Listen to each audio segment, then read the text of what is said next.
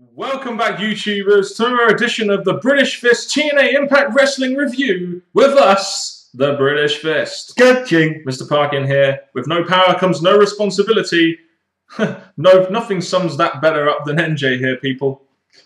What's up? What's up indeed? Subscribe to us, like this video if you like what you're hearing, and comment your thoughts on the show down in the comment section below as per usual. Please make sure you contact us in the links in the description box below. Must admit, NJ, I was really looking forward to this Corpus Christi show. It really did feel like a sort of pay-per-view version of Impact. They hyped up a lot of matches to it. The Jeff Hardy, Bully Ray Full Metal Mayhem match, the 2 Out of Falls Tag Championship match. We had a couple of other segments on there that was announced. So it's fair to say that I was quite hyped for this show. I really expected a lot from it. When I was going into this show, the way I saw it was the TNA cancelling down so many pay-per-views, and then the gap between each pay-per-view, they needed stuff that stood out so they could be remembered, so they could be treated as a pay-per-view worthy, and this was one of them. Yeah, and overall I felt the show was good. It was decent. I didn't feel it was like pay-per-view quality or anything, but I think Impact here continued their run of pretty good to decent shows. It wasn't like, you know, really great or anything like I thought it might be, but it was definitely a good show. You can't really deny that. Los Stereotypicos versus Wet Dream Team in a 2 out of 3 falls match. Los Stereotypicos' team on the line for the Tag Team Championship. So, fair to say, a lot was on the line here. Opened up the show. Surprised to see Los Stereotypicos getting some boos at the beginning, especially in their home state of Texas. You have Wet Dream Team attacking them before the bell to try and get some heat. The cheers only really kicked in for the their tag team when Hernandez got more involved. Chavo, he's not really getting the reactions like Eddie Guerrero did, and it's more of Hernandez that's making the tag team what it is. The first 2 falls were pretty quick. That surprised me. You had a 2 out of 3 falls match. You could have spread the falls out a little bit. I guess with it being on TV, they couldn't really do that. But Rudinari's got the first fall very, very quickly. And then Chavo got the pin very quickly afterwards. So it's 1-1. And they pretty much made it into about maybe a pretty much one match. Did you like that? Or did you feel that kind of hurt the match a little bit? At first, I was looking at the pinfalls being done so suddenly, especially when they made it out of 2 or 3 falls for a reason, you know. It was basically a singles match. It just turned to a singles match. So adding the stipulation of 2 out of 3 falls, I don't think it was really needed. But when it came to the proper match part, it got more involved and more active. It's a solid match. The Hernandez spots where he runs from the ramp and clotheslines the 2, that got the crowd pretty hyped up. Was very surprised here. Well, to be honest, with it being in Corpus Christi, maybe not. But Chavo and Hernandez win the Tag Team Championships. Not really behind this decision all that much. I really felt they could have done a lot more with Rudinaries, and they've already feuded with everyone now. You know, all the tag teams we have. Well, my 2 thoughts on this. Number 1 is that Hernandez and Chavo, yes, they may have got a good reaction tonight, but elsewhere, their reaction's not so great to what you're accomplishing here, TNA. And the second thing is, you had a pot of gold, or 2 pots of gold, millions of pots of gold, with Aries and Rude versus Kaz and Daniel. You saw how the crowd were reacting, how fans were reacting, how it was going, and now you've just cancelled that all away, and now we're just wondering who Chavo Hernandez are going to face next that is as money-making as the match I just said. Pretty much. So even solid opening match, even though I didn't really agree with the decision that much. We had a Joseph Park segment next. Very mixed reactions for Joseph Park. They didn't really like him that much. You had to go for the cheap pops to actually get some cheers. This is very strange. Generally, he's pretty over, Joseph Park, the character. I think now we're going to be getting a whole mixture of different crowds because we're going to different places. We're going to get some people that might like some characters, might not. So I think in this place, I'm not going to judge it too much because he's probably going to get cheers next week. But for this, again, I liked it because obviously TNA know that Joseph Park is a likeable character to some fans, so to give him a TV segment and to have a reason for this segment, it all fitted together. He has the papers that will end the marriage between Bully Ray and Brooke Hogan. Then out comes Devon to rip the papers and tell Park to stay out of family business, and he attacks Joseph Park with the chain. I don't know about you, NJ, but I would really like to actually see Joseph Park win the TV title, possibly, or be in some kind of TV title feud, maybe with Devon, because Devon is doing shit all with it. That's what I was going to say, because since Devon won the TV title, yes, it gave one of the championships to Ace and Eight, but he didn't really go after the other ones. So for Devon to, let's say, give up his TV championship eventually to Joseph Parks, who I said earlier was a likable character to some fans, I think that's going to be a good segment for him. And we'll get Joseph Parks more wrestling, maybe, more than just these talking mic segments. I mean, the last match I had with Devon was pretty good, so I see no reason why they maybe could do this again. It's a pretty decent match. But it was quite comedy because they ended up like ripping up the contract and Devon attacking Joseph Parks, setting up probably a revenge kind of thing for Joseph Parks. So the tease was definitely there. After months and months of build, with Terrence Terrell being a referee, Gail Kim versus Terrence Terrell was on this week's edition of Impact. This is the first time they faced off in a singles match. First surprise of the night was we had ODB as the referee. Hey, why the fuck not, I guess? She's not on TV, so why not? Instead of having her defend the Knockouts tag titles, why not just have her as a referee, I guess? Yeah, she didn't have the belt with her, so I guess that's been scrapped, hopefully. And this, her being involved here, I said, oh, it's been a while since ODB's done anything. We need someone different, not Velvet Sky's sister involved in this match, or twin sister. We need someone different. Yes, there are people that don't like ODB, but at least she's someone that's not been featured in this area since probably 2011. Must admit, with this being her official singles debut, she did need a win here and she did need to look strong. The only thing, I mean, I wasn't surprised Terrence Terrell won here. You had ODB stopping Gail Kim from using the tights, allowing Terrence Terrell to get a clean victory over Gail Kim. I'm just surprised it only went about 3 minutes. I guess this is more of a continuation of the feud rather than a blow-off, but I was surprised the match was so short. Well, with Terrell, again, just coming into wrestling, to go into a big match against someone as high as Gail Kim, maybe you could see that as a bit of a big jump for a new knockout.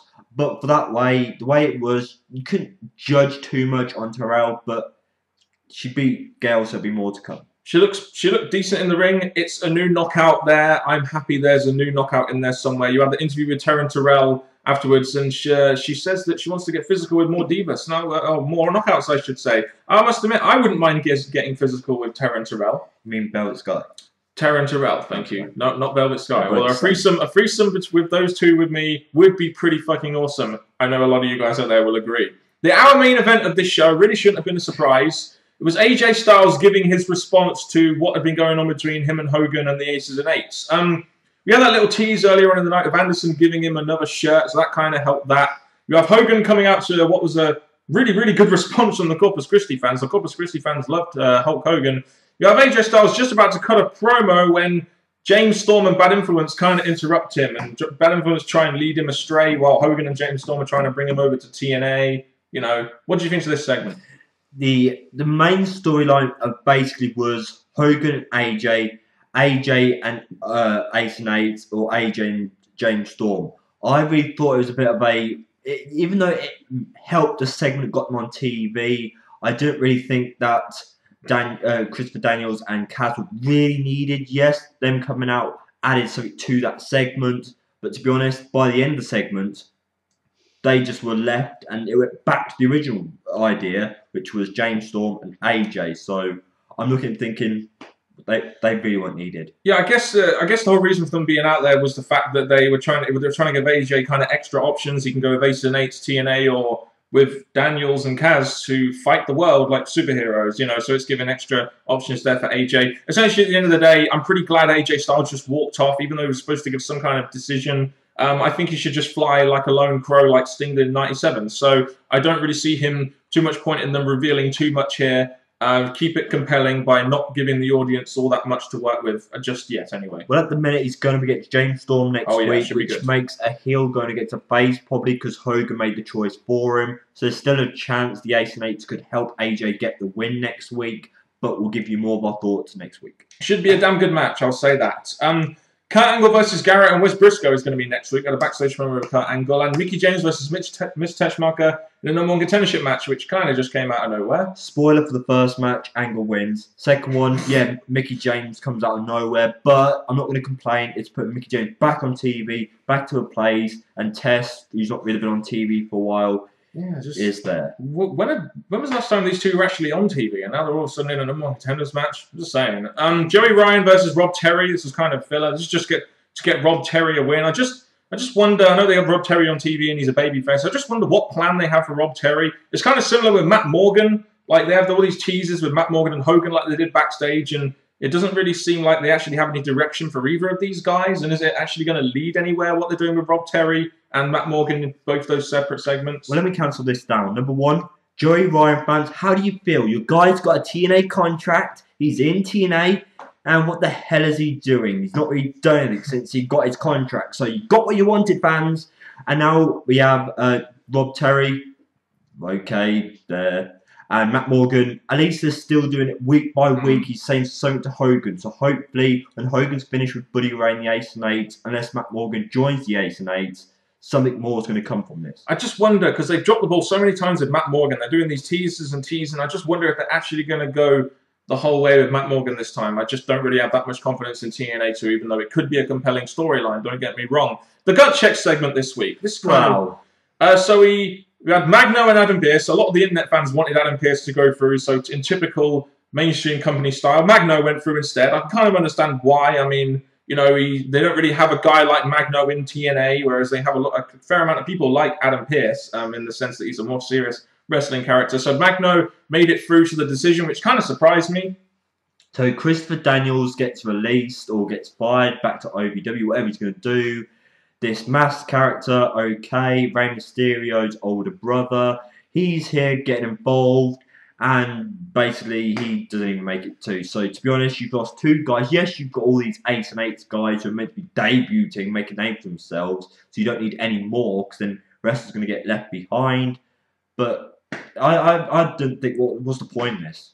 Magno got booze in his home state. I mean, wow, that was a bit of a surprise. Seemed like the fans were kind of turning on him. His promo was kind of bleh. I mean, it wasn't really that good. And he gets a unanimous no from the judges, which I think definitely should have happened. I guess the question is, why could they have maybe done more with Adam Pearce? Or, I mean, Adam Pearce have a run-in or something, like an angle out of this? I don't really know. But the whole gut check segment, why pick someone to just go out there? Why not choose between the two in the ring? Why'd you have to pick someone who goes there and then bring that guy, one guy to the ring when you're just going to say no to him twice? I just don't get the logic there. I really think they need to tweak the gut check a little bit or just get rid of it. I think the gut check is good, but at the moment, like, we have Spud who was in that thing, he's disappeared. All your new talent you're hoping to bring in, apart from the Ace and Eights members, don't go anywhere, and ain't really let two go.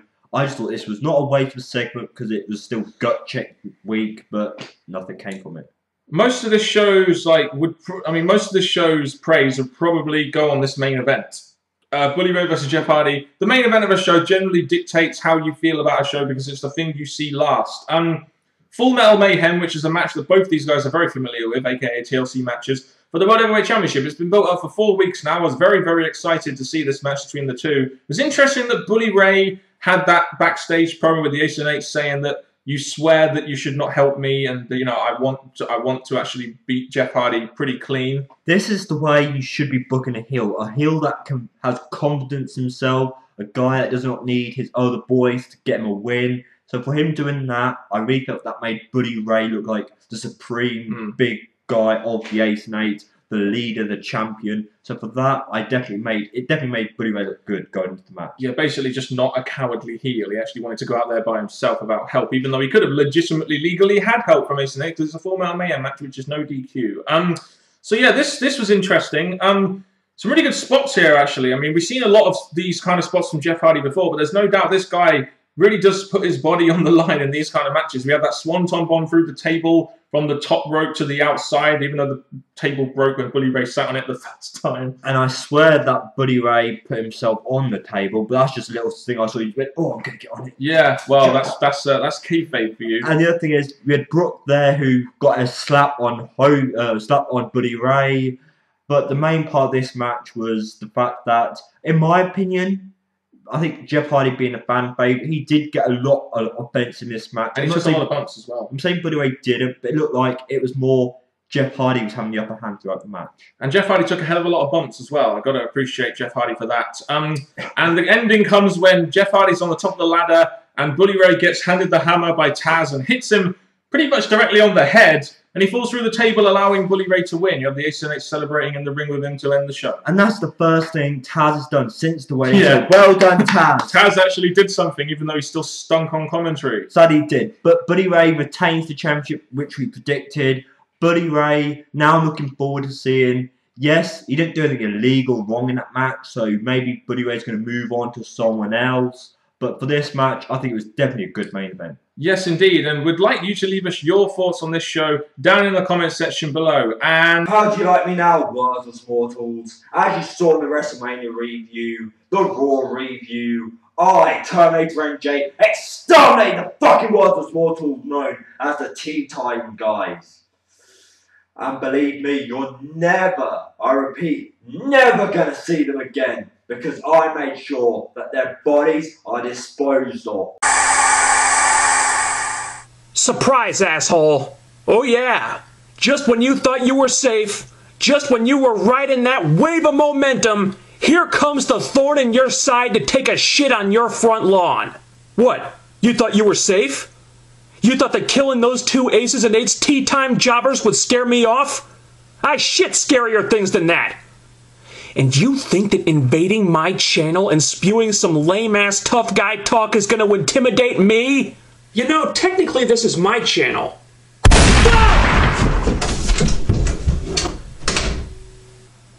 Well, guess again, dick. All you did was piss me the fuck off. And being in my crosshairs, that's the last place in the world you want to be. So let me give you a little advice, you butt-fucking jackanape. The next time you take a shot at the king, you'd better not miss.